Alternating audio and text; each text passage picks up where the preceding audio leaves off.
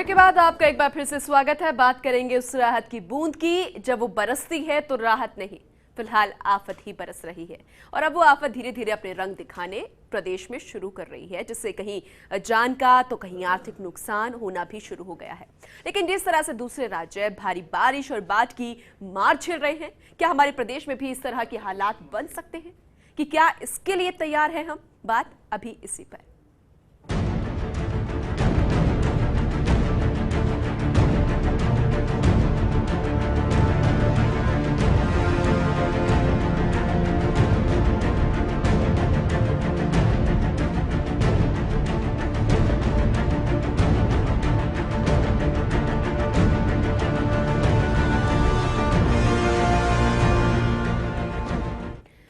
डूंगरपुर के नवाडेरा क्षेत्र में बारिश के चलते एक कच्चा मकान ढह गया। इस हादसे में 7 साल के बच्चे की मौत हो गई है, जबकि इसकी मां और दूसरे बच्चे को सुरक्षित निकाल लिया गया। कच्चे घर में कालबेलिया जाति का परिवार किराए पर रहता था। पीड़िता का पति गुजरात गया हुआ था और घर पर उसकी पत्नी और 2 बच्चे अकेले थे।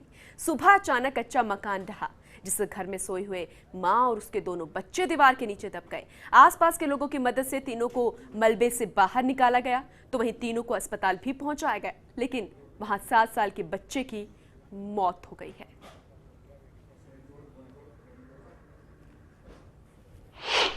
आज सुबह एक कच्चा मकान था जो ज़्यादा बारिश होने के आसपास पानी भर जाने की वजह से वो पूरा मकान गिर गया। उसके अंदर एक परिवार जो रुका हुआ था, उसमें एक 7 साल के बच्चे की मृत्यु हो गई। आर्थिक सहायता जो भी प्रशासन नियम में होगा वो करके।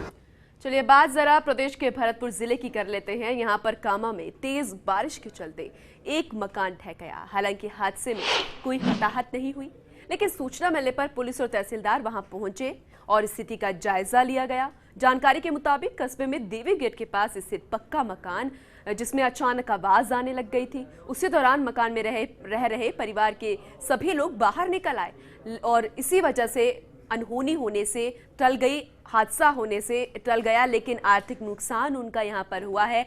पूरा का पूरा मकान जो है वो ध्वस्त हो गया। चलिए फर्स्ट इंडिया पर अब उन्हीं 2 जिलों की तस्वीरें हम आपको दिखा रहे हैं। सबसे पहले बात डूंगरपुर की कर लेते हैं। यहाँ पर आज एक परिवार ने अपने 7 साल के मासूम को खो दिया है। आपको बता दें कि यहाँ पर नवाडेरा गांव में रात को सोते वक्त तेज बारिश की वजह से ये मकान यहाँ पर रह गया। कच्चा मकान था। वो लोग जो थे किराए के मकान में रह रहे थे। इसका पति जो था वो गुजरात में गया हुआ था। घर में सिर्फ 3 लोग थे, एक माँ और 2 उसके बच्चे, लेकिन इसमें 7 साल के बच्चे को बचाया नहीं जा सका। फिलहाल प्रशासन यहाँ पर पहुंचा है, पूरी जांच पड़ताल की जा रही है और हर एक उस पहलू की जांच की जा रही है कि आखिर कमी यहाँ पर क्या रह गई। लेकिन सवाल यहाँ पर तमाम उठते हैं कि अगर इस तरीके से मकान अगर जर्जर स्थिति में था तो आखिर क्यों उसे किराए में दिया गया, आखिर उस पर क्यों नहीं ध्यान दिया गया। तो वही दूसरी तस्वीर भरतपुर जिले से है। यहाँ के कामा गांव में आपको बता दें कि एक मकान ढह गया। रात को जब गिरने से पहले इसमें आवाज आने लगी तो परिवार उठकर बाहर आ गया और देखते ही देखते उनका पूरा का पूरा मकान धराशायी हो गया। उसी मकान की तस्वीरें हम आपको दिखा रहे हैं। आपको बता दें कि यह मकान कच्चा नहीं था, इनका मकान पक्का ही बनवाया गया था। लेकिन क्या कमी यहाँ पर है गई, आखिर क्या लापरवाही यहाँ पर बरती गई, अब उसके लिए सवाल यहाँ पर खड़े हो रहे हैं। अब ये परिवार जो है सड़क पर आ गया है। प्रशासन का नुमाइंदा जो था यहाँ पर भेजा गया था, उन्होंने स्थिति का जायजा लिया। उसके बाद पूरे हालात की जानकारी ली गई कि आखिर यहाँ पर किस वजह से, किस लापरवाही की वजह से ये मकान गिर गया। लेकिन हम आपको बता दें कि लगातार इस तरीके के मामले हर साल सामने आते हैं, लेकिन प्रशासन हर बार लापरवाह बना रहता है। वहीं भरतपुर संवाददाता सुरेश फौजदार हमारे साथ जुड़ चुके हैं, उनका रुख करते हैं। सुरेश, यहाँ पर आपको बता दें कि कामा में जो मकान घिरा है, अभी फिलहाल परिवार का क्या कुछ कहना है? प्रशासन के नुमाइंदे वहां पर पहुंचे थे, हालातों का जायजा लिया था।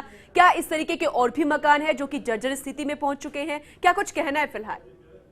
देखिए पूनम, जिस तरह से हादसा हुआ है, जिस परिवार के साथ हुआ है, जिस परिवार का ये मकान ढहा है, उसके लिए बहुत बड़ा मुसीबत लेकर के यहाँ आया है। क्योंकि जिस घरौंदे में वो रह रहे थे वो बिल्कुल टूट चुका है। अब आलम यह है कि रात भी उनको बाहर गुजारनी पड़ेगी, अपने रिश्तेदार या परिचितों के यहाँ गुजारनी पड़ेगी। जहाँ तक प्रशासन की बात है, राहत आपदा प्रबंधन जो किया जाता है मानसून से पहले, वो पूरे जिले में नदारद देखने को मिलता है, उसकी कोई भी तैयारी देखने को नहीं मिलती है। जिस तरह से जो ड्रेनेज सिस्टम होता है, टाउन हो चाहे सिटी हो, उसको ड्रेनेज जो अफवाह तंत्र है उसको बिल्कुल दुरुस्त नहीं किया गया है। नाले हैं वो अवरुद्ध पड़े हुए हैं, उनको साफ नहीं किया जाता है। यही वजह है कि जब बरसात थोड़ी सी भी होती है तो वो नालों में और इधर उधर पानी जमा हो जाता है और उसकी सीलन से जो कमजोर मकान है वो ढह जाते हैं। और बड़ा हादसा भी हो सकता था, जिस तरह से जब मकान गिरने की स्थिति में था, आवाज आई तो वो निकल गए थे परिवारजन और एक बड़ा हादसा होने से टला। बिल्कुल बिल्कुल सुरेश, यहाँ पर तो परिवार जाग गया, अनहोनी की आशंका के चलते वो बाहर आ गया, लेकिन डूंगरपुर के गांव में ऐसा नहीं हुआ। वहां पर एक परिवार को 7 साल के बच्चे को खोना पड़ गया है, मकान उनका पूरा ढह गया। यहाँ पर हर साल इस तरीके के हालात बन जाते हैं। क्या प्रशासन उन पानी की निकासी की कोई व्यवस्था नहीं करता? क्या इस बार उसने इस तरफ कोई ध्यान नहीं दिया? आगे इस तरीके की मॉनिटरिंग की जाएगी? क्या कहना है प्रशासन के अधिकारियों का? देखिए पूनम, ये जो आज पहला हादसा हुआ है, ये पहला हादसा नहीं कह सकते। इससे कुछ दिन पहले इसी कामा कस्बे में एक 7 साल की बच्ची नाले में गिर गई थी। यानी कि नाले जो सिटी, जितने भी सिटीज हैं वहाँ जितने भी नाले हैं वो खुले हुए हैं, फेरो कवर उन पर नहीं लगे हुए हैं। नगर निगम के आयुक्त से भी हमारी बात हुई थी आज इस सुंदर में, उनसे भी ये जब पूछा गया कि जो शहर हैं उनके जो नाले हैं उनके जो फेरो हैं वो खुले हुए हैं, हादसा भी हो सकता है। पानी बरसात अगर ज्यादा होती है तो जो नाले वो ओवरफ्लो हो जाते हैं और ये पता नहीं लगता राहगीर को कि यहाँ कोई नाला भी है या कोई गड्ढा भी है, तो हादसा हो जाता है। तो उनका सीधा सा ये तर्क था कि तैयारियां पूरी की जा रही हैं। तो कहीं ना कहीं उनके जो जवाब है उनसे लगता है कि जो तैयारियां होनी चाहिए मानसून से पहले वो बिल्कुल जीरो है। यानी कि जो सवाल फर्स्ट इंडिया यहाँ पर कर रहा है प्रशासन से कि क्या तैयार है हम, यहाँ पर कोई तैयारी प्रशासन की नजर नहीं आ रही है। उम्मीद करते हैं कि आगे कुछ इंतजाम इन लोगों के लिए किए जाए जो कि पूरे तरीके से अब सड़क पर आ गए हैं। बहुत बहुत शुक्रिया सुरेश तमाम यहाँ पर जानकारी देने के लिए। वहीं डूंगरपुर से हमारे संवाददाता अमरीश जुड़ चुके हैं, उनका रुख कर लेते हैं। अमरीश, फिलहाल जिस परिवार का मकान ढह गया है, 7 साल के मासूम को उस परिवार को खोना पड़ गया है, फिलहाल उनके किस तरीके की हालत बताई जा रही है, कहां पर वो उनके रहने की व्यवस्था की गई है और प्रशासन क्या कुछ कहता हुआ नजर आ रहा है? आखिर वो मकान जो था किस वजह से गिर गया?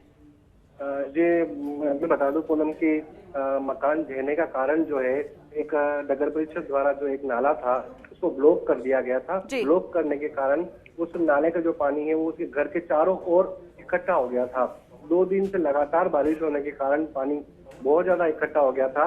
कच्चा मकान होने के कारण उसकी एक तरफ की छत पूरी ढह गई और उसी के नीचे एक छोटा सा बच्चा जो 7 साल का था जो सो रहा था और वो मकान ढहने से मर गया वहां पर। तो आखिर उस नाले को ब्लॉक करने की वजह क्या सामने आई? दूसरी तरफ ये जो परिवार हम देख रहे हैं, इनकी आर्थिक स्थिति इतनी सही नहीं लगती कि अब ये तुरंत अपना दूसरा मकान बना लेंगे, किसी रिहायशी इलाके में चले जाएंगे। प्रशासन क्या कह रहा है और आखिर किस वजह से ये लापरवाही बरती गई? जी हाँ, ये जो किराएदार किराए के मकान में रह रहे थे ये लोग, 700 रुपया इनका मकान का किराया था। जो पिछले 2 साल से उस मकान में रह रहे हैं, तब वहाँ पर पानी इकट्ठा नहीं हो रहा था पिछले सालों के अंदर। अब इस साल पानी इकट्ठा हो गया। मकान वालों को कुछ पता ही नहीं था कि पानी इकट्ठा होने से ये हो सकता है। तो पानी मकान के चारों ओर था, ये लोग भी पानी में नंगे पैर जो है वो रोड को पार करते थे, पर प्रशासन ने इस वक्त कहीं पर भी ध्यान नहीं दिया। आज जब प्रशासन जब कहता है इसके ऊपर, प्रशासन को जब पता चला तो प्रशासन की पूरी टीम, पुलिस विभाग की पूरी टीम, नगर परिषद की पूरी टीम एक जगह पर इकट्ठी हुई और वहां पर उन्होंने इस परिवार के रहने की व्यवस्था कहां पर की गई है? क्या जो मकान मालिक है वो भी इसमें मदद देने के लिए तैयार है या प्रशासन की तरफ से कुछ इंतजाम किए जा रहे हैं? जी हाँ, सबसे पहले मकान मालिक जो है वो आगे आया और उसने बताया कि हम उसके रहने की दूसरी व्यवस्था करेंगे। जब तक इस मकान की पूरी तरीके से मरम्मत नहीं की जाएगी तब तक हम इसे अपना आश्रय देंगे और इसे किसी भी तरीके की चिंता नहीं होगी। इसी मौके पर विधायक भी वहाँ पहुंचे। विधायक ने भी बताया कि सरकार की तरफ से जो भी मदद की जाएगी वो पूरी की जाएगी। फिलहाल मदद यहाँ पर दी जा रही है, लेकिन जो 7 साल के मासूम को इसने खोया है लेकिन उसे कोई नहीं लौटा सकता। यही उम्मीद करते हैं कि प्रदेश में जो प्रशासन है वो चेतता हुआ नजर आएगा। कमोबेश जिस तरीके के हालात इन 2 जिलों में बने हैं, दूसरे इलाकों या दूसरे जिलों में ना बने। बहुत बहुत शुक्रिया अमरीश तमाम जानकारी देने के लिए। चलिए, खास प्रोग्राम में फिलहाल इतना ही, लेकिन खबरों का सिलसिला लगातार जारी है। देखते रहिए फर्स्ट इंडिया। नमस्कार।